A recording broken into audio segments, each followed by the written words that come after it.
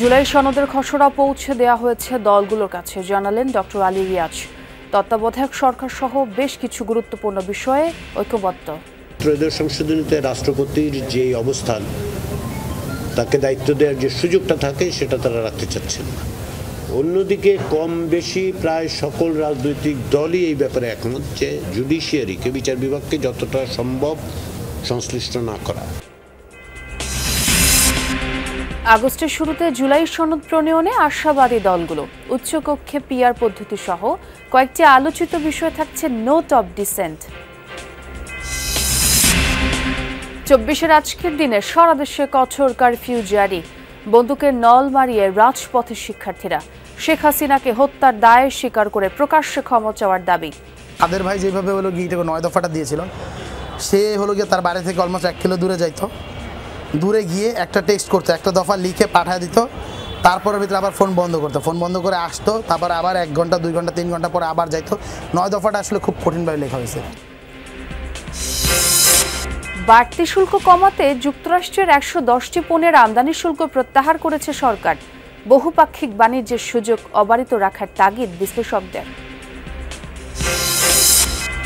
চোরা শিকারীদের ঠেকানো গেলে সুন্দরবনে আগামী শুমারিতে রয়্যাল বেঙ্গল টাইগারের সংখ্যা 150 ছাড়াবে বলছেন গবেষকরা। আবাসস্থল নিরাপদ রাখার তাগিদ। কক্সবাজারের কুতুবদিয়ার আতঙ্ক ভাঙা বেড়িবাঁধ। প্রতি বর্ষায় সংস্কারের নামে লুটপাটের অভিযোগ স্থানীয়দের। ভারতের আসামে বাংলা ভাষাভাষী মুসলিমদের বাস্তুচ্যুত করার অভিযোগ। অনেকের নাগরিকত্বের প্রমাণ থাকলেও আমলে নিচ্ছে না রাজ্য সরকার। তারা মন্দির, মসজিদ আর মুসলিমদের নিয়ে রাজনীতি করছে আর ভিত্তিহীনভাবে আমাদের বাংলাদেশি আখ্যা দিচ্ছে। আমরা কেন বাংলাদেশি হব? আমাদের কাছে প্রমাণ আছে। বাপ, চাচা আর দাদার ভারতীয় নাগরিক হওয়ার কাগজও আছে।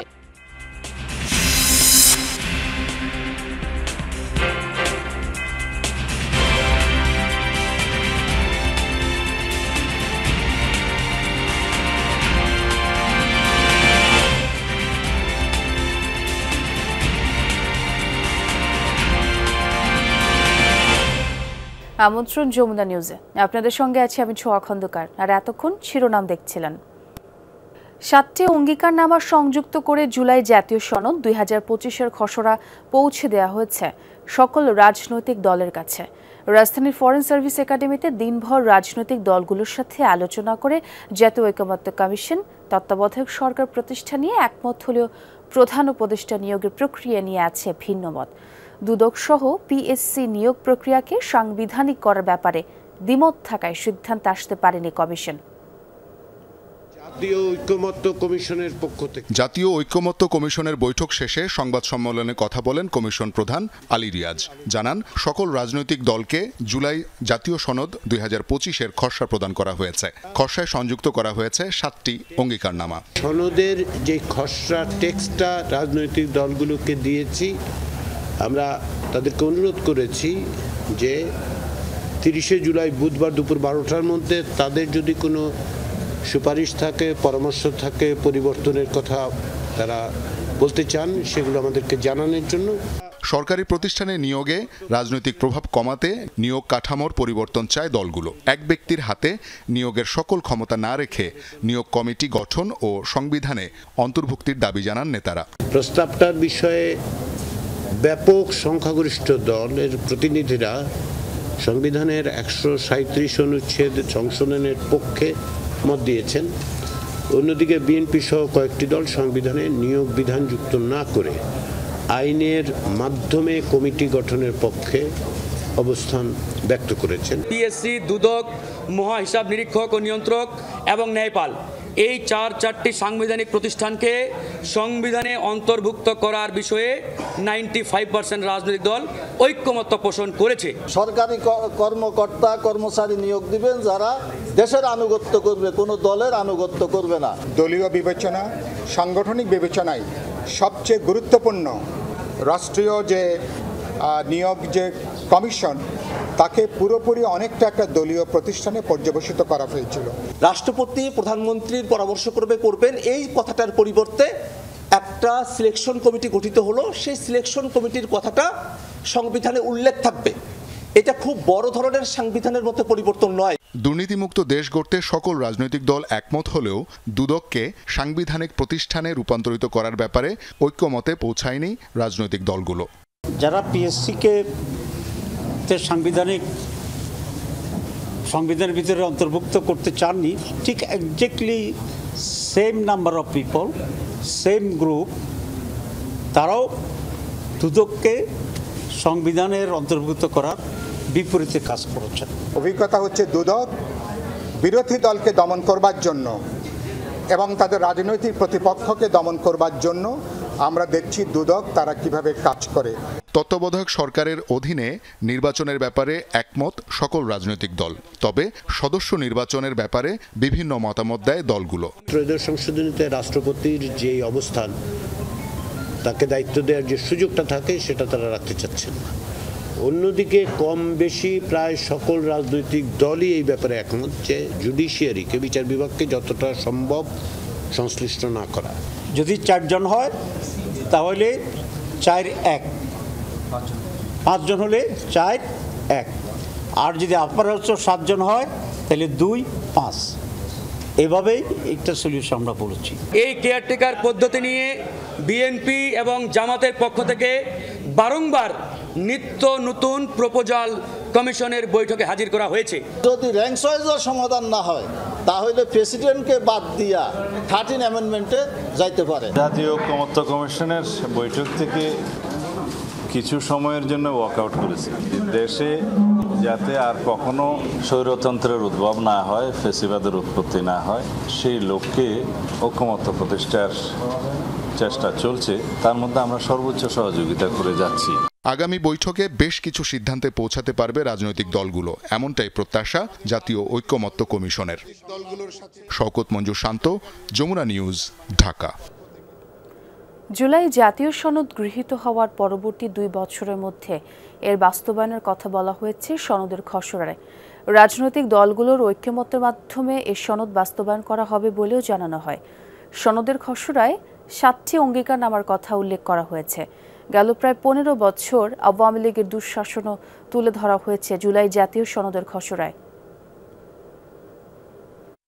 জুলাই সনদের খসড়ার পটভূমিতে বলা হয়, মহান মুক্তিযুদ্ধের পর গেল 53 বছরেও গড়ে তোলা যায়নি সাম্য ও মানবিক মর্যাদার সম্পন্ন রাষ্ট্র কাঠামো। ক্ষমতার অপব্যবহার করার মাধ্যমে রাষ্ট্রীয় প্রতিষ্ঠানগুলোকে অকার্যকর করে ফেলা হয়েছিল।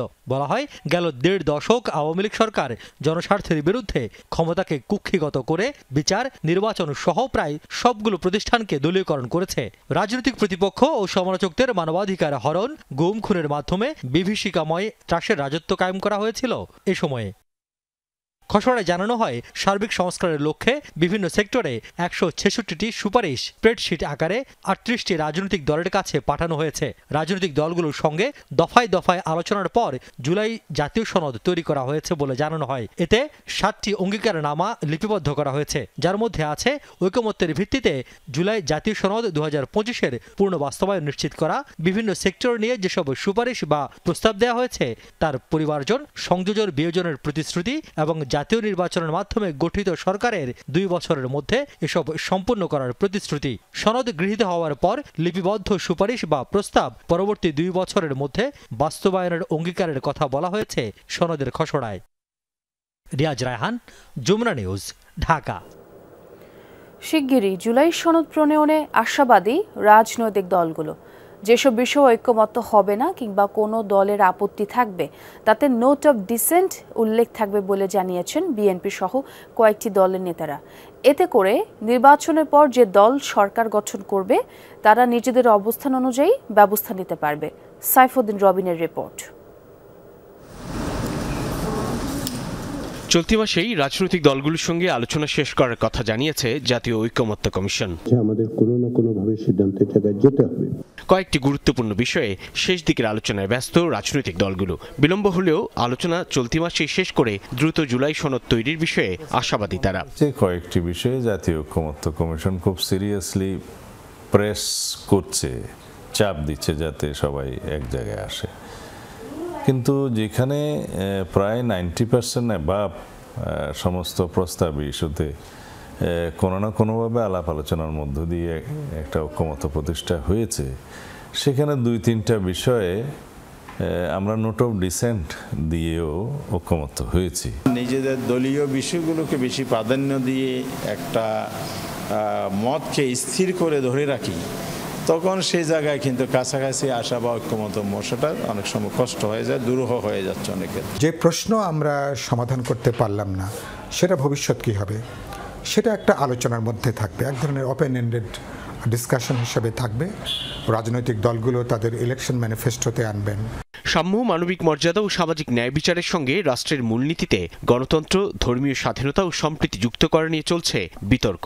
অবশ্য নির্বাচন কমিশন গঠন প্রক্রিয়ার মতো নতুন নতুন বিষয়েও ঐকমত্য হচ্ছে। তবে অনেকগুলো গুরুত্বপূর্ণ ইস্যুতে ঐকমত্যে পৌঁছাতে ভূমিকা রাখছে note of dissent. Note of dissent আসছে অধিকাংশের মতামতের ব্যাপারে সম্মতি সম্মান জানিয়ে ঠিক আছে সিদ্ধান্ত হোক, কিন্তু আমাদের আপত্তি থাকছে। তার মানে রাজনৈতিক দিক থেকে ওনার কিন্তু পরবর্তীতে কথা বলবার সুযোগ থাকছে। ইমপিচমেন্টের ক্ষেত্রে অর্থ বিল, এই দুইটাতে সবাই একমত। তা আমরা বলেছি এর সাথে সংবিধান সংশোধনী সংক্রান্ত বিলে জাতীয় নিরাপত্তা, যুদ্ধ পরিস্থিতির মতো কোনো পরিস্থিতি সৃষ্টি হলে সেই বিষয়ে যদি কোনো বিল আসে, সেখানেও এমপিদের স্বাধীনতা থাকবে না। তো এই দুইটা বিষয়ে যদি আমাদের দল ম্যান্ডেট পায়, তাহলে পর আমরা এই দুইটা বিষয়ে অন্তর্ভুক্ত করব। This is note of dissent বা ডিসেন্ডিং ভয়েস।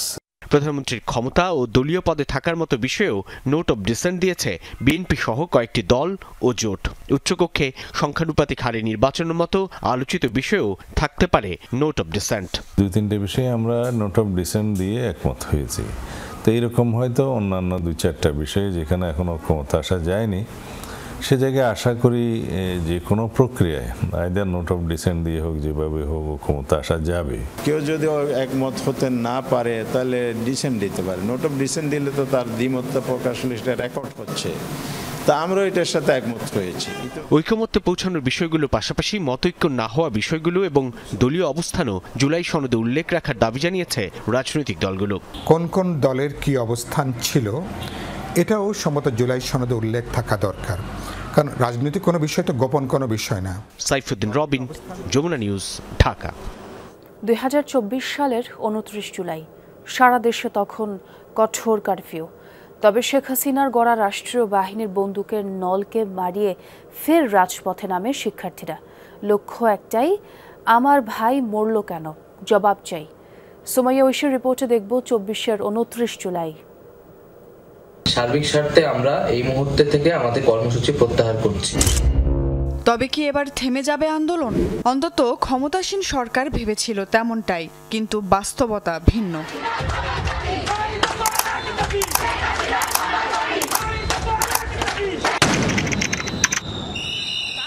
ডিবির হেফাজতে 6 সমন্বয়ক স্বেচ্ছায় আন্দোলন প্রত্যাহার করেননি, তা ঠিকই বুঝেছিল জেনজি।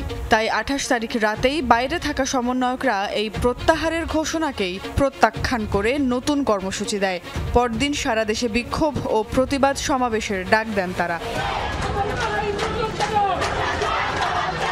বৈষম্য বিরোধী ছাত্র আন্দোলনের সেই ডাকেই জীবনের ঝুঁকি নিয়ে কারফিউ ভেঙে মাঠে নামেন শিক্ষার্থীরা। সেদিন প্রাইভেট পাবলিক বিশ্ববিদ্যালয়ের কোনো ভেদাভেদ ছিল না। 29 তারিখ সায়েন্স ল্যাব, ইসিবি চত্বর, ব্র্যাক বিশ্ববিদ্যালয়, নর্থ সাউথ বিশ্ববিদ্যালয় সহ বিভিন্ন পয়েন্টে রাস্তায় নামে শিক্ষার্থীরা। বিভিন্ন স্থানে চলে ধাওয়া পাল্টা ধাওয়া, আটক করা হয় 50-এরও বেশি শিক্ষার্থীকে।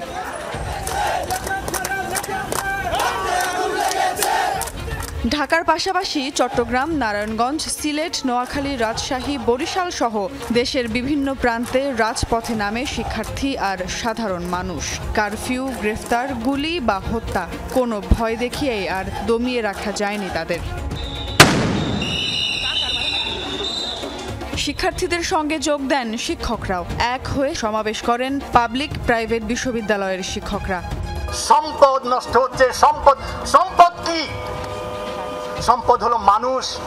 এই যখন পরিস্থিতি, তখন অবস্থান পাল্টে ডিবির হারুনুর রশিদের দাবি জোরপূর্বক নয়, নিজের ইচ্ছাতেই বিবৃতি দিয়েছিল 6 সমন্বয়ক। অলরেডি কিন্তু তারা একটা বিবৃতিও তারা প্রদান করেছে। ওদিকে আদালতেও চলছিল শিক্ষার্থীদের পক্ষে আইনি লড়াই। বিক্ষোভে গুলি না চালানোর নির্দেশনা চেয়ে হাইকোর্টে করা রিটের শুনানি ছিল এদিন। তাদের দিকে সেমি অটোমেটিক রাইফেল থেকে গুলি চলল। এই দৃশ্য দেখার পরে আসলে বাসায় বসে থাকার কারো কোনো সুযোগ নেই। হাতের টেবিলে বসে ছবি তুলে এটাই করেন, আপনি কি এটা মস্করা পাইছেন? ঠিক এই মস্করা ল্যাঙ্গুয়েজটা ইউজ করছে। সবকিছু নিয়ন্ত্রণে এনেও হঠাৎ হাত ফসকে যাওয়ার উপক্রম। তাই তড়িঘড়ি করে সন্ধ্যায় গণভবনে 14 দলের সঙ্গে বৈঠকে বসেন শেখ হাসিনা। এবার গোটা আন্দোলনকেই সরাসরি জঙ্গি কার্যক্রম বলে অভিহিত করেন তিনি। এটা কোনো রাজনীতি কিছু না, এটা সম্পূর্ণ জঙ্গিবাদী কাজ। শিক্ষার্থীদের তোপের মুখে বিভিন্ন হল থেকে বিতাড়িত ছাত্রলীগ নেত্রীদের সঙ্গেও এদিন গণভবনে চলে কান্না পর্ব। এবার 30 জুলাই একক ও ঐক্যবদ্ধভাবে লাল কাপড় মুখে ও চোখে বেঁধে অনলাইনে প্রচার কর্মসূচির ডাক দেন সমন্বয়করা। আর একই সঙ্গে দাবি তোলা হয় 9 দফা বাস্তবায়নের, যার প্রথমটি ছিল ছাত্র নাগরিক হত্যার দায় স্বীকার করে শেখ হাসিনাকে প্রকাশ্যে ক্ষমা চাইতে হবে।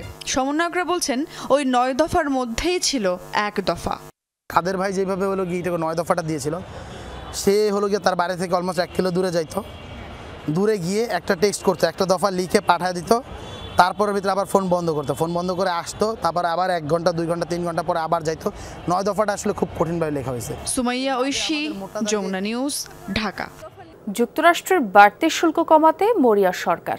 নানা ক্ষেত্রে শুল্ক ছাড়ের সঙ্গে বৃদ্ধি করা হচ্ছে আমদানি। গম এবং বোয়িং কিনতে এরই মধ্যে নীতিগত সিদ্ধান্ত নিয়েছে সরকার। তুলা, এলএনজি, সয়াবিন সহ একাধিক পণ্য আমদানিতেও দেয়া হবে গুরুত্ব। বাজেটেও সম্পূর্ণ প্রত্যাহার করা হয় 110টি যুক্তরাষ্ট্রের পণ্যের আমদানি শুল্ক।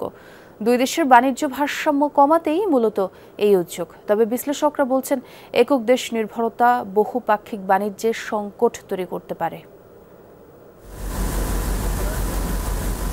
যুক্তরাষ্ট্রের পাল্টা শুল্কারোপে ওলটপালট পুরো বিশ্বের আমদানি রপ্তানি বাণিজ্য কঠিন চাপে বাংলাদেশ।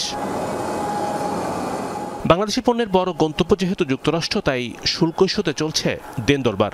যুক্তরাষ্ট্রকে সন্তুষ্ট করতে ঢালাও ছাড় দিচ্ছে সরকার। বিশাল বাণিজ্য ঘাটতি কমাতে শর্ত দিয়েছে যুক্তরাষ্ট্র, তাই বেশি দাম হলেও বছরে 7 লাখ টন গম আমদানিতে চুক্তি করেছে সরকার। 5 বছরের চুক্তিতে সম্মত হয়েছে উভয় দেশ। তারই অংশ হিসেবে সরকারি পর্যায়ে 2 লাখ টন গম আমদানির প্রস্তাব অনুমোদন দিয়েছে ক্রয় সংক্রান্ত মন্ত্রিসভা কমিটি। ইউরোপিয়ান ইউনিয়ন আমাদেরকে জিএসপি ফ্যাসিলিটিস দেয়, যেটা আমেরিকা আমাদেরকে দেয় না। তো ফলে ইউএসএ কে আমরা কোনো বেনিফিট দিতে গেলে তার থেকে আরও বেশি বেনিফিট আমাদের আসলে ইউরোপিয়ান ইউনিয়ন আমাদের দাবি রাখে।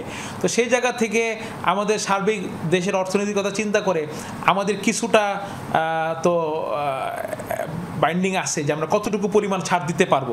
যুক্তরাষ্ট্র থেকে বোয়িং বিমান কেনার ক্ষেত্রে সিদ্ধান্ত নিয়েছে সরকার। 25টি বিমানের চাহিদা দেয়া হলেও প্রতিযোগী দেশ কিনছে আরও বেশি। তুলা, এলএনজি সহ অন্যান্য পণ্য আমদানির ক্ষেত্র প্রস্তুত করেছে সরকার। একই সঙ্গে বেসরকারি পর্যায়ে আমদানি বাড়াতেও দেয়া হচ্ছে নানান নীতি সহায়তা। মার্কিন যুক্তরাষ্ট্রই খুবই একটা স্ট্রং স্ট্যান্ড নিয়েছে এবং হয়তোবা এমন সব জিনিস বাংলাদেশের কাছে চেয়েছে যে জিনিসগুলো বাংলাদেশের পক্ষে অফার করাটা সম্ভব ছিল না। ভিয়েতনাম বলেছে যে তারা সব কিছুর উপরে মার্কিন যুক্তরাষ্ট্র থেকে যা আমদানি করে সব কিছুর উপরে তারা শূন্য শুল্ক করে দিয়েছে এবং তাকে 20% এখন একটা ট্যারিফ বসানো হয়েছে। তো বাংলাদেশের তো আমরা তো সেইটা অনেক দূরই আমরা করেছি। যুক্তরাষ্ট্র থেকে আমদানি বাড়াতে বাজেটে বড় ধরনের শুল্ক ছাড় দিয়েছে সরকার। 110টি পণ্যের আমদানি শুল্ক প্রত্যাহার করা হয়, কমিয়ে আনা হয় 65টি পণ্যের আমদানি শুল্ক। এছাড়া 9টি পণ্যের সম্পূরক শুল্ক প্রত্যাহার এবং 442টি পণ্যের সম্পূরক শুল্ক কমিয়েছে সরকার।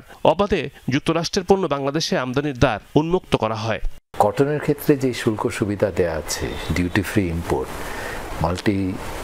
ম্যানমেড ফাইবারের ক্ষেত্রে এটা নাই। এখানে 20%-এর মতো নাকি শুল্ক আছে মেটেরিয়ালসের উপরে। তারপরে যদি মেটেরিয়ালস আনতে পারেন তাহলে তো ডোমেস্টিক ভ্যালু এডিশনও বেড়ে যাবে। আমাদের ডাইভার্সিফিকেশন শুধু যে প্রোডাক্ট ডাইভার্সিফিকেশন না, এখানে আপনার মার্কেট ডাইভার্সিফিকেশন এবং ইনপুট ডাইভার্সিফিকেশন, এই দুটো এখন গুরুত্বটা অনেক বেড়ে গেছে। পাল্টা শুল্কের খরচ থেকে বাঁচতে যুক্তরাষ্ট্র নির্ভরতা দৃশ্যমান। শেষ পর্যন্ত বাংলাদেশের জন্য কত শতাংশ শুল্ক নির্ধারণ হবে তা এখনও অস্পষ্ট। রিমন রহমান, যমুনা নিউজ, ঢাকা। বিশ্ব বাঘ দিবস আজ। সবশেষ শুমারির ফলাফলে সুন্দরবনে 125টি বাঘের তথ্য মিলেছে। গবেষকরা বলছেন বাঘের আবাসস্থল নিরাপদ রাখা গেলে পরবর্তী শুমারিতে এই সংখ্যা 150 ছাড়িয়ে যেতে পারে। তবে তার জন্য বন্ধ করতে হবে সুন্দরবনে চোরা শিকারীদের অপতৎপরতা। জীববৈচিত্র্যের আধার, বিশ্বের বৃহত্তম ম্যানগ্রোভ সুন্দরবনের 6017 বর্গ কিলোমিটার অংশ পড়েছে বাংলাদেশে। আর সেই বনেরই রাজা হলো রয়্যাল বেঙ্গল টাইগার। বনবিবি কিংবা গাজীপীর, লোককথা থেকে শুরু করে বাস্তবতা, সবখানেই যেন প্রকৃতির শৃঙ্খলার বাহক বাঘ। তবে অবাক করা বিষয়, সুন্দরবনের অতন্দ্র প্রহরী হিসেবে পরিচিত সেই বাঘই এখন বিপন্নপ্রায়। জলপথের ধার কিংবা ঝোপঝাড়, বাঘের আহার, হরিণের বিচরণের পথগুলোতে এভাবেই ফাঁদ পেতে রাখে চোরা শিকারীরা। খাদ্য সংকট দেখা দেয় রয়্যাল বেঙ্গলের। তার উপর বন ডাকাতদের আনাগোনায় সংকুচিত হচ্ছে বাঘের নিরাপদ আবাসস্থল। এছাড়া রয়্যাল বেঙ্গলের চামড়া থেকে শুরু করে কালোবাজারে বিভিন্ন অঙ্গের চাহিদা থাকায় প্রায়ই চোরা শিকারীর হাতে মারা পড়তে হয় এই প্রাণীটিকে। সুন্দরবনের যদি কোনো পশু প্রাণী যদি লোকালয়ে প্রবেশ করে, আমরা চাই সেটা সুন্দরবনে ফরেস্ট বিভাগের মাধ্যমে আমরা অবমুক্ত করি। বনে কেউ ফাঁদ পাতলে আমরা জানতে পারলে সাথে সাথে আইনশৃঙ্খলা বাহিনীকে খবর দিই। গবেষকদের মতে বাঘের নিরাপত্তা নিশ্চিতে কমাতে হবে হরিণ শিকার, পাশাপাশি নিয়ন্ত্রণ করতে হবে ডাকাত আর চোরা শিকারীদের গতিবিধ। এই সার্ভেতে রিসেন্ট যেটি হলো আমাদের 25-এ যেটি আমরা জানতে পারলাম বাঘের সংখ্যা, সেটি কিন্তু বেড়েছে কিন্তু আসলে আমরা মনে করছি বৃদ্ধিটা আরও বেশি হলে বোধহয় আরেকটু ভালো হতো। স্থানীয় জনগণের সম্পৃক্ততা এবং ইতিমধ্যে যত গবেষণালব্ধ উদাহরণগুলো আমরা পেয়েছি তার বাস্তবায়নের দিকে গুরুত্ব দিতে হবে। বাঘ ও বাঘের আবাসস্থল, গোটা সুন্দরবনের নিরাপত্তা নিশ্চিতেই ডিজিটাল মনিটরিং ব্যবস্থাকে গুরুত্ব দিচ্ছে প্রশাসন। Smart petrol, drone, geotag data ব্যবহার করে প্রতিটি কোণায় বাড়ানো হয়েছে নজরদারি। বাঘের চোরা শিকারী ধরার জন্য আমাদের কিন্তু আরও অত্যাধুনিক প্রযুক্তিগুলো যেগুলো আমরা শুরু করেছি, যেমন ড্রোন এর ব্যবহার শুরু হয়েছে। সুন্দরবনের নদী, নালা এবং খালবিলগুলোতে আমাদের নিয়মিত পেট্রোলের পাশাপাশি বিভিন্ন গোয়েন্দা ভিত্তিক আমরা অপারেশন পরিচালনা করে থাকি। এই প্রেক্ষিতে আমরা বিপুল পরিমাণ অস্ত্র, গোলাবারুদ সহ হরিণ এবং বাঘ ধরার ফাঁদ সহ অনেক দুষ্কৃতীকে গ্রেফতার করেছি এবং আইনের আওতায় এনেছি। তারই সুফল হিসেবে গত এক দশকে সুন্দরবনে বাঘের সংখ্যা বেড়েছে 19টি। হুমায়ুন রশিদ, যমুনা নিউজ। বিশ্বের একক বৃহত্তম ম্যানগ্রোভ বন সুন্দরবন। প্রাকৃতিক সৌন্দর্য ও জীববৈচিত্র্যের আধার এই বনে রাজত্ব রয়্যাল বেঙ্গল টাইগারের। প্রায় সুন্দরবন জুড়েই বাঘের বিচরণ। তবে বিশেষ একটি জায়গা আছে যেটি খ্যাত বাঘের বাড়ি হিসেবে। অবস্থান সুন্দরবনের গহীনে শেখের টেক এলাকায়। সেখানে প্রায় 400 বছরের পুরানো মন্দির ঘিরে বাঘের আনাগোনা। বিস্তারিত থাকছে সহকর্মী শেখ আল হাসানের প্রতিবেদনে। খুলনা শহর থেকে বাঘের বাড়ি হিসেবে পরিচিত সুন্দরবনের শেখেরটেক এলাকার দূরত্ব প্রায় 85 কিলোমিটার।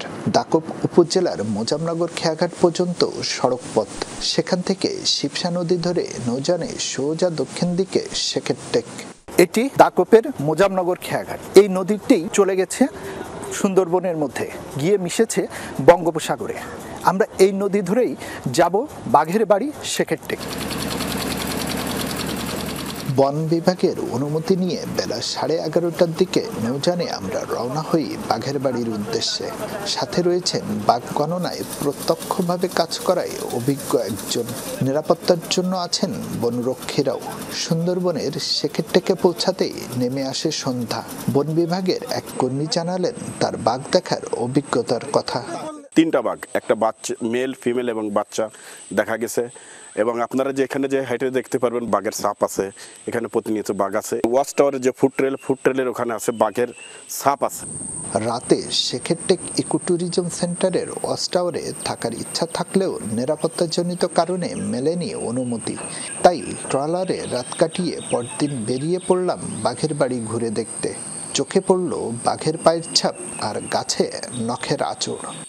ছাপগুলো যদি পুরাতন হতো তাহলে কিন্তু এভাবে দেখা যেত। দেখেন যে আপনি এই যে একেবারে যে বড় পায়ের ছাপটা দেখা যাচ্ছে, একটা অ্যাডাল্ট বাঘ গেছে, এবং তার পাশে দেখেন এই যে একেবারে এটা যদি আপনি লক্ষ্য করেন, এটা কিন্তু খুবই ছোট।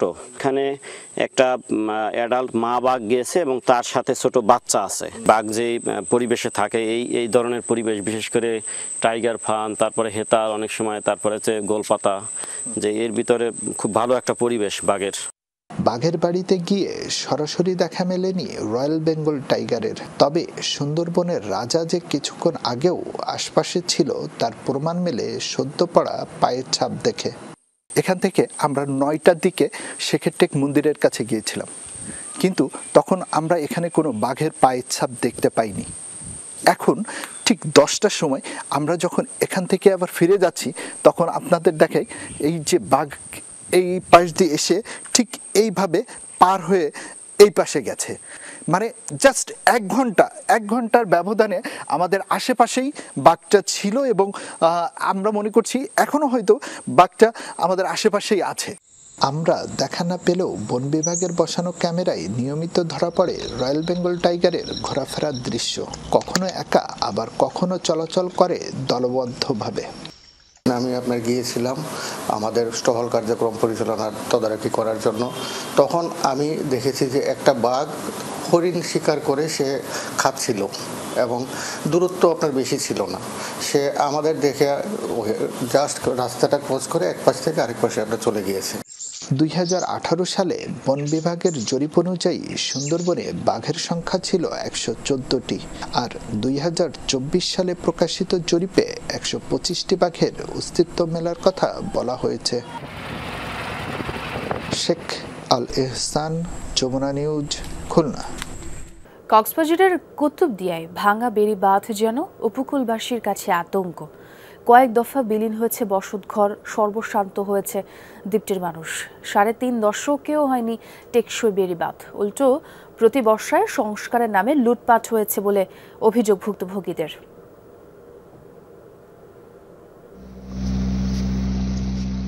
কুতুবদিয়ার উত্তর ধুরুং ইউনিয়নের মিয়ারাকাটা এলাকার 70 বছর বয়সী এই নারী 1991 সালের প্রলয়ঙ্করী ঘূর্ণিঝড় ও জলোচ্ছ্বাসে বসত ভিটা হারানোর পর বেড়িবাঁধের উপর ঝুপড়ি ঘরে পরিবার নিয়ে থাকেন।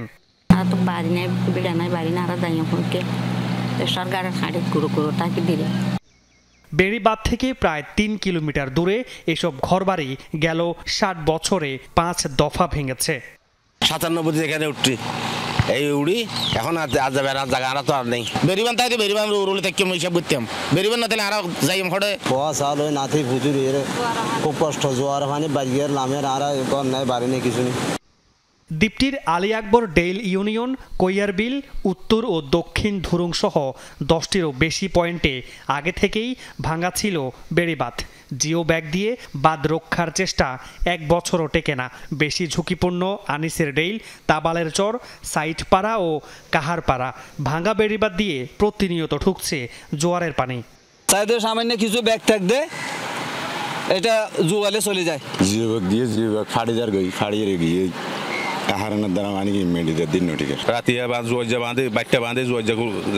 সরকারে রক্ষা করতে পারবে, আমরা জনগণ আর রক্ষা করতে পারছি না।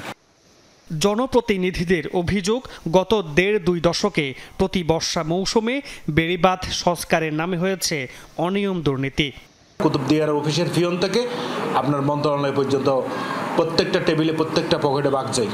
না হলে কুতুবদিয়ার বেড়িবাঁধের আজকের এই অবস্থা হতো না, কুতুবদিয়ার মানুষের আজকের এই দুর্ভোগ হতো না। নতুন করে আরো কিছু অংশ আমাদের এখন একটু ক্ষতিগ্রস্ত হলো, সেটা হচ্ছে সাইটপাড়া, বিন্দাপাড়া, তাবলারচরের আরো কিছু অংশ। তো এগুলো আমরা পদক্ষেপ নিচ্ছি। মামুন নুরশি তৌফি, যমুনা নিউজ, চট্টগ্রাম।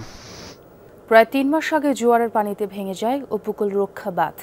এরপর গেল কয়েকদিনে লঘুচাপের প্রভাবে অস্বাভাবিকভাবে পানি প্রবেশ করছে নোয়াখালীর হাতিয়ার বিভিন্ন ইউনিয়নে। এতে ব্যাপক ক্ষতির মুখে পড়েছে উপকূলবাসী। গেল কয়েকদিনে নিয়ম করে 2 বার প্লাবিত হচ্ছে চরেশ্বর, সোনাদিয়া সহ কয়েকটি ইউনিয়ন।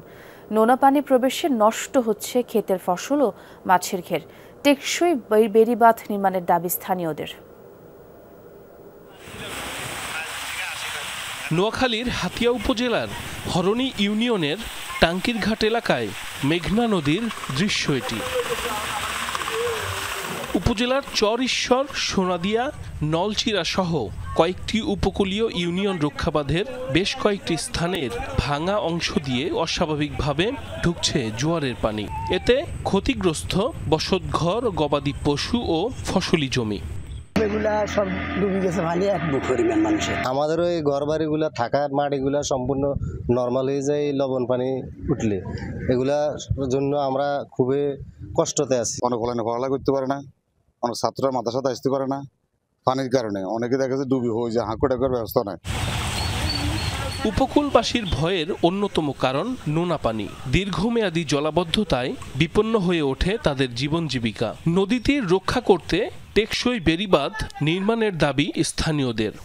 লবণাক্ত পানির কারণে এখানে যারা চাষ করছে ধান মানে সব বিনষ্ট হয়ে গেছে। ঘরের ভিতরে পানি, আমরা বাচ্চা ছেলে বাড়িতেছি না, কর্মী যাইতে পারতেছি না। বেরি বান্ধনো এই কারণে যে পুঁতি কাটালে জোয়ারে মারি আঙ্গরে এই অবস্থা করে আমরা এত কষ্ট করি। পানি উন্নয়ন বোর্ড বলছে চলমান প্রকল্পের আওতায় নির্ধারিত স্থানে নতুন করে নির্মাণ হবে বেড়িবাঁধ। সিডিএসপি প্রকল্পের আওতায় বিকল্প বেড়িবাঁধ সহ বিভিন্ন কয়েকটা রেগুলেটর নির্মাণের পরিকল্পনা ছিল, কিন্তু নদী ভাঙন কাছাকাছি হওয়া সহ বিভিন্ন প্রতিকূল কারণে সেই রেগুলেটর একটা টেকনিক্যাল কমিটি হয়। পরবর্তী রেগুলেটর নির্মাণ সহ পরবর্তী কার্যক্রম আসলে গ্রহণ করা হবে। পানি উন্নয়ন বোর্ডের তথ্য মতে নোয়াখালীর 4 উপজেলায় 325 কিলোমিটার উপকূলীয় বাঁধ রয়েছে, যার মধ্যে 7 কিলোমিটার অংশ ঝুঁকিপূর্ণ। সাইফ আহমেদ, যমুনা নিউজ। খরচ প্রায় কোটি টাকা, কিন্তু নির্মাণের 3 মাসের মধ্যেই সড়কের জায়গায় জায়গায় দেখা দিয়েছে ফাটল ভাঙন। স্থানীয়রা বলছেন যা চলাচলের অনুপযোগী। অনিয়মের অভিযোগ ঠিকাদারের বিরুদ্ধে, আর খোঁজ নিয়ে ব্যবস্থা নেওয়ার আশ্বাস দিয়েছেন এলজিইডি কর্মকর্তা। 1 কিলোমিটার সড়ক নির্মাণে ব্যয় 87 লাখ টাকা, সময়ও লেগেছে 1 বছর। অথচ 3 মাসের ব্যবধানেই দেখা দিয়েছে ফাটল, ধসে পড়ছে সড়কের 2 ধার। টাঙ্গাইল সদরে বড় বাসালিয়া প্রাইমারি স্কুলের পাশের 1 কিলোমিটার সড়ক পাকা করতে গত বছর দরপত্র আহ্বান করে এলজিইডি। কাজ পায় ভুয়াপুরের ঠিকাদারি প্রতিষ্ঠান এমদাদ এন্টারপ্রাইজ। কাজ হাতে নেন মোতালেব হোসেন নামের এক ঠিকাদার। শেষমেশ কাজ বাস্তবায়ন করেন শামীম হোসেন নামের আরেকজন। স্থানীয়দের অভিযোগ সড়ক নির্মাণে ব্যবহৃত হয়েছে নিম্নমানের সামগ্রী। মাটিটা ভোট করলে হয়তো বেশি দিন টিকবে, মাটি ভোট না পাওয়ার কারণে রাস্তা 2 দিকে আর কি পানি আহেই নাই। পানি এলে তো এতদিন যে মুখের ঢেউয়ে নষ্ট হয়ে গেছে। ঘোরাইছে মাটিটা ফালাই আইলি, মাটি ফালাই খারাপ করে ফালাইছে, খালি পড়ে গেছে, কাইতে পড়ে গেছে, পানি তো আহে নাই। গত বছরের 8 এপ্রিল সড়কের কাজ শুরু হয়। বছর ঘুরে একই সময় শেষ হয় কাজ। শোল্ডার অংশ সহ সড়ক 16 ফুট হওয়ার কথা থাকলেও কোথাও কোথাও তা 10 থেকে 12 ফুট। এলাকাবাসীর অভিযোগ বাঁশের পাইলিং আর নিম্নমানের বিটুমিন ব্যবহার হয়েছে। বৃষ্টি শুরুর আগেই শুরু হয়েছে ভাঙন। কাজ করে যায় একদিক দিয়ে আরেক দিক দিয়ে ভাঙে যায়। প্রাইভেট কার ঢুকতে গেলেও তার ঝুঁকিপূর্ণ রাস্তা, আর সাইড দিয়ে নেমে গেছে। একবার নর্মাল কাজ করছে। 1 কোটি টাকার কাজ যদি হতো তাহলে আমাদের এই রাস্তা সহ আমাদের আশেপাশের গ্রামের যে রাস্তাগুলো আছে ওই রাস্তাগুলো আগে ঠিক করা উচিত ছিল। এ বিষয়ে ঠিকাদার প্রতিষ্ঠানের সাথে যোগাযোগের চেষ্টা করলেও পাওয়া যায়নি সংশ্লিষ্টদের। এলজিইডি কর্তৃপক্ষ বলছে 1 বছর সড়ক মেরামতের দায়িত্বে আছে ঠিকাদাররা। আশেপাশের যে মাটি, ওই সোর্স থেকে মাটি ফিলিং করে রাস্তাটা করা হয়েছে। ঠিকাদাররা এখানে জামানত পিরিয়ড থাকে একটা রাস্তা করলে 1 বছর। তো 1 বছরের মধ্যে তারা আবার ট্রায়ালে থাকে যে এই রাস্তার যাবতীয় ক্ষতি সাধন হলে তারাই করে দিবে।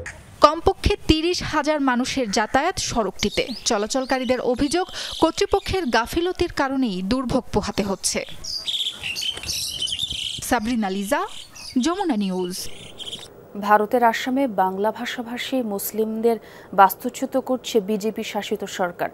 বুলডোজার দিয়ে গুড়িয়ে দেওয়া হয়েছে অন্তত 50,000 মানুষের বাড়িঘর। অস্থায়ী তাঁবুতে বাস করতে বাধ্য হচ্ছে পরিবারগুলো। বাংলাদেশে অনুপ্রবেশকারী আখ্যা দিয়ে এসব কর্মকাণ্ডকে সমর্থন জানিয়েছে আসামের মুখ্যমন্ত্রী হেমন্ত বিশ্ব শর্মা। ভুক্তভোগীদের দাবি, পারিবারিকভাবেই ভারতে বসবাস করে আসছেন তারা, রয়েছে নাগরিকত্বের প্রমাণও। ভারতের আসাম রাজ্যের গোয়ালপাড়া শহরের দৃশ্য এটি। বিশাল এলাকা জুড়ে ছড়িয়ে ছিটিয়ে থাকা এসব অস্থায়ী তাঁবুতেই পরিবার নিয়ে বসবাস করছে শত শত ভারতীয় মুসলিম। তবে একসময় পরিস্থিতি ছিল সম্পূর্ণ ভিন্ন। আর 5টা সাধারণ ভারতীয়দের মতোই ইটকাঠে তৈরি পাকা বাড়িতে বসবাস করত অসহায় এই পরিবারগুলো। রাজ্য সরকারের বুলডোজারের আঘাতে বাসস্থান হারিয়ে এখন তীব্র গরম আর খাবার পানির চরম সংকটে দিন কাটছে তাদের। তারা আমাদের ঘরবাড়ি ভেঙে ফেলার পর থেকে আমরা এই তাঁবুতে বাস করছি। এখানে পর্যাপ্ত খাবার নেই, সরকারের কাছ থেকেও কোনো সাহায্য আমরা পাইনি, এমনকি টয়লেটটা পর্যন্ত নিজেরাই সংস্কার করছি। বার্তা সংস্থা রয়টার্সের প্রতিবেদনে বলা হয়, বিজেপি শাসিত রাজ্য আসামের মুখ্যমন্ত্রী হেমন্ত বিশ্ব শর্মার নির্দেশেই চলছে এই ধ্বংসলীলা। রাজ্যটির বাংলা ভাষাভাষী মুসলিমদের বাংলাদেশি অনুপ্রবেশকারী আখ্যা দিয়ে এই উচ্ছেদ কার্যক্রমকে জোরালো সমর্থন জানিয়েছেন তিনি। তবে ভুক্তভোগীদের দাবি ভারতেরই নাগরিক তারা। পুরনো নথিপত্রে রয়েছে ভারতীয় হওয়ার জোরালো প্রমাণ। তারা মন্দির, মসজিদ আর মুসলিমদের নিয়ে রাজনীতি করছে আর ভিত্তিহীনভাবে আমাদের বাংলাদেশে আখ্যা দিচ্ছে। সত্যি যদি কোনো বাংলাদেশি এসে থাকে, সরকার তাদের ফেরত পাঠাক। আমরা কেন বাংলাদেশি হব? আমাদের কাছে প্রমাণ আছে। বাপ চাচা আর দাদার ভারতীয় নাগরিক হওয়ার কাগজও আছে। তাদের যত প্রমাণ প্রয়োজন আমাদের কাছে সবই আছে। মানবাধিকার বিষয়ক বিশ্লেষকরা বলছেন, সাম্প্রতিক বছরগুলোতে বেশ কিছু মুসলিম বিরোধী নীতি কার্যকর করা শুরু করেছে আসামের বিজেপি শাসিত সরকার। আগামী বছর নির্বাচনকে ঘিরে রাজ্যটিতে বেড়েছে মুসলিমদের উপর অত্যাচারের ঘটনাও। পাশাপাশি এ আগুনে ঘি ঢেলেছে বাংলাদেশে ভারত সমর্থিত সরকারের পতন। 2021 সালে আসামের মুখ্যমন্ত্রীর আসনে বসেন বিজেপি নেতা হেমন্ত বিশ্ব শর্মা। এরপর থেকে আজ অবধি রাজ্যটি থেকে কমপক্ষে 50,000 মানুষকে উচ্ছেদ করা হয়েছে, যাদের বেশিরভাগই বাংলা ভাষাভাষী মুসলিম। প্রাণপ্রতিম কুণ্ডু, যমুনা নিউজ। গাজায় সত্যিই দুর্ভিক্ষ পরিস্থিতি চলছে, তবে ইসরায়েল সুষ্ঠুভাবে ত্রাণ বিতরণে খুব একটা আগ্রহী নয়, এমন মন্তব্য করেছেন মার্কিন প্রেসিডেন্ট ডোনাল্ড ট্রাম্প। ইসরায়েলি প্রধানমন্ত্রী বেনিয়ামিন নেতানিয়াহু গাজার খাদ্য সংকটের কথা অস্বীকার করার পরদিনই এই ইস্যুতে সাংবাদিকদের প্রশ্নের মুখে পড়েন ট্রাম্প। স্কটল্যান্ডে ব্রিটিশ প্রধানমন্ত্রী কেইর স্টারমারের সাথে বৈঠকের সময় গাজার মানবিক পরিস্থিতি নিয়ে উদ্বেগ জানান তিনি। এক প্রশ্নের জবাবে বলেন, পুরো গাজায় অরাজক অবস্থা চলছে। যুক্তরাষ্ট্রসহ বিভিন্ন দেশ পর্যাপ্ত সহায়তা পাঠালেও ইসরায়েলের অনিচ্ছার কারণে তার সঠিক বিলি বণ্টন হচ্ছে না। দ্রুতই সব গাজাবাসীর মধ্যে ত্রাণ বিতরণ নিশ্চিতের তাগিদ দেন মার্কিন প্রেসিডেন্ট। আমরা অর্থ দিচ্ছি, খাবারও। আমি চাই তাদের কাছে খাবার পৌঁছাক, কিন্তু সেগুলো সরবরাহ করা হচ্ছে না, অন্তত পুরোটা। ইসরায়েলের অনেক দায়িত্ব রয়েছে। গাজায় সত্যিই দুর্ভিক্ষ পরিস্থিতি চলছে। শিশুগুলোকে দেখতে সত্যি খুব ক্ষুধার্ত মনে হচ্ছে। দ্রুজ ও বেদুইনদের মাঝে শান্তি চুক্তির পরও থমথমে পরিবেশ বিরাজ করছে সিরিয়ার সুয়েইদা শহরে। আতঙ্ক আর নিরাপত্তা নিয়ে সংশয়ের মাঝেই দিন কাটছে স্থানীয়দের। এখনও সংঘর্ষের ভয়াবহতা কাটিয়ে উঠতে পারছে না অনেকেই। বিভিন্ন স্থানে বেদুইনদের উপর প্রতিশোধমূলক হামলাও চালাচ্ছে দ্রুজ যোদ্ধারা। সরকারের প্রতি আস্থা না থাকায় অস্ত্র সমর্পণে নারাজ তারা। তুমুল গোলাগুলি, বোমা আর ট্যাঙ্কের আনাগোনায় এভাবেই ভারী হয়ে ওঠে সিরিয়ার সুয়েইদা শহরের পরিবেশ। স্থানীয় বেদুইন ও দ্রুজ জনগোষ্ঠীর মধ্যকার বিরোধ অচিরেই রূপ নেয় রক্তক্ষয়ী সংঘর্ষে। এক পর্যায়ে সিরিয়ার সরকারি বাহিনীর অংশগ্রহণ আরও ঘোলাটে করে তোলে পরিস্থিতি। 2 সপ্তাহ পর পরিস্থিতি অনেকটা শান্ত হওয়ার পর এখন যেন শুনশান নীরবতা বিরাজ করছে অঞ্চলটিতে। স্পষ্ট হতে শুরু করেছে সংঘর্ষের ভয়াবহতা। অল্প কিছু মানুষের আনাগোনা ছাড়া ফাঁকায় পড়ে আছে রাস্তাঘাট। চাপা আতঙ্ক বিরাজ করছে স্থানীয়দের মাঝে। সংঘর্ষের জেরে অঞ্চলটি ছেড়ে অন্যত্র চলে যেতে বাধ্য হয় শত শত মানুষ। বাড়িঘর ত্যাগ করা এসব মানুষদের মধ্যে রয়েছে দ্রুজ, বেদুইন, এমনকি স্থানীয় খ্রিস্টান ধর্মাবলম্বীরাও। তবে যারা রয়ে গিয়েছেন তাদের মনে এখনও বিরাজ করছে ভয়, সংশয় আর আতঙ্ক। সেই ভয়ঙ্কর স্মৃতিগুলো ভুলতে পারছেন না ভুক্তভোগী অনেকেই। তারা এসে ভাঙচুর শুরু করে, বাড়ি ঘরে আগুন দেয়, যাকে সামনে পায় হত্যা করে। আমার সামনেই একই পরিবারের 4-5 জনকে হত্যা করেছে তারা। আমরা ভয়ে আছি, কারণ আবারও হামলা চালাতে পারে। বহুবার পরিস্থিতি শান্ত হয়েছে বলা হলেও বাস্তবে তা হয়নি। হঠাৎ করেই গোলাগুলি আর বোমার শব্দ শুনছি। আমরা ভাবছি এখান থেকে চলে যাব, এখানে কিছুই আর অবশিষ্ট নেই। বার্তা সংস্থা এপির প্রতিবেদনে বলা হয়, দুপক্ষের মধ্যে শান্তি চুক্তি হওয়ার পরেও বেশ কিছু স্থানে বেদুইনদের উপর প্রতিশোধমূলক হামলা চালিয়েছে দ্রুজ যোদ্ধাদের কয়েকটি দল। সরকারের তরফ থেকে নিরাপত্তার আশ্বাসের উপর শতভাগ আস্থা রাখতে পারছেন না তারা। আত্মরক্ষায় অস্ত্র সমর্পণেও নারাজ এসব যোদ্ধারা। সরকারের তরফ থেকে সত্যিকারের নিরাপত্তা নিশ্চিত না করা অবধি আমরা অস্ত্র সমর্পণ করব না। বৃদ্ধ আর শিশুরা যারা নিজেদের রক্ষা করতে সমর্থ নয়, তাদের নিরাপত্তা নিশ্চিত করতে হবে। সিরিয়ান নেটওয়ার্ক ফর হিউম্যান রাইটসের তথ্য মতে সাম্প্রতিক এ সংঘাতে নিহত হয়েছে কমপক্ষে 9 শতাধিক মানুষ। এলাকা ছেড়ে অন্যত্র আশ্রয় নিয়েছে অঞ্চলটির প্রায় 1.5 লাখ বাসিন্দা।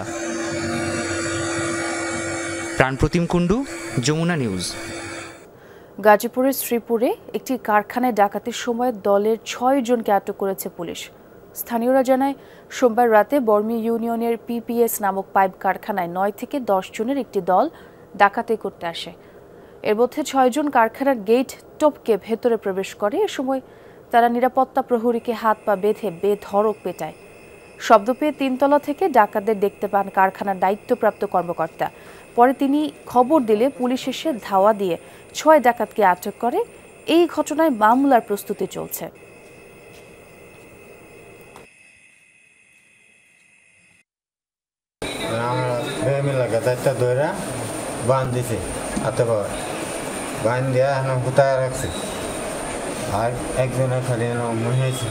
আমি 3 তলায় ছিলাম, 3 তলা থেকে তাকিয়ে দেখি যে ওরা মারতেছে, মেয়েরা ওরা বাঁধতেছে। বান্ধার পরে ওর যে বিছানাটা যেখানে বসে, এই জায়গার মধ্যে আইসা এই কাগজপত্র এগুলো সব এলোমেলো করতেছে।